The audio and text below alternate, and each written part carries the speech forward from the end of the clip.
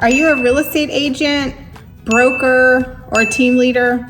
Want to know the one thing that I did to get in front of enough sellers to be able to take 20 listings in 30 days? Well, stay tuned. I have a Dallas team, helped build a Canada team there in Toronto. My network closed close to 700 transactions last year.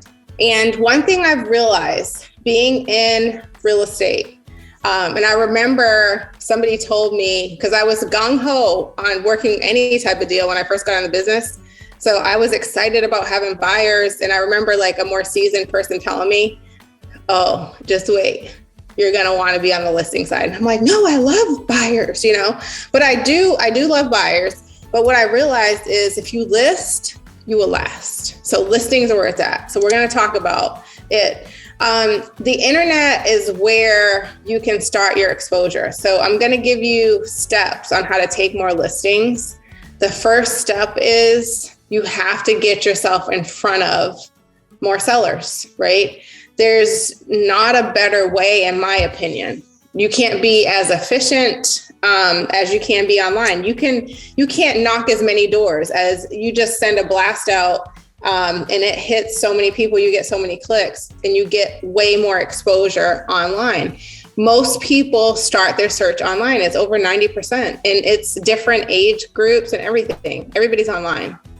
Google is king.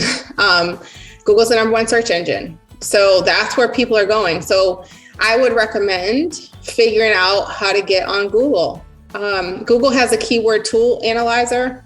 So you can go on and you can type in some keywords in their tool, and Google will tell you what people are typing in that's similar to that. They'll tell you how many people are searching for it, what your competition is for that keyword. They'll also tell you how much it is per click,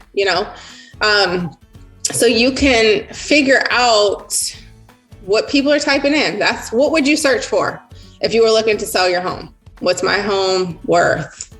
Sell my home now. So what's my home worth doesn't really indicate that somebody wants to sell, right? So that would be cheaper than sell my home, right?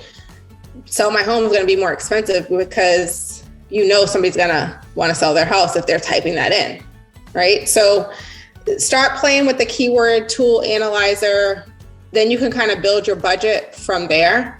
You're going to it's a numbers game. So you're going to have so many exposures to get a good amount of clicks. You're going to have so many clicks to get relevant information, right? You're going to have so much relevant information to get actual conversations from that. So it's a numbers game, and you have to track your numbers so you can see where your opportunities are. So if I'm tracking my numbers and I see I'm getting a whole bunch of clicks, but it's all bogus stuff, I'm going to switch up my campaign, right? So the internet is where it's at. That's where I would recommend getting additional exposure so you can take more listings. If you don't have a landing page or a site specifically for sellers, you need to build one. It's not that hard.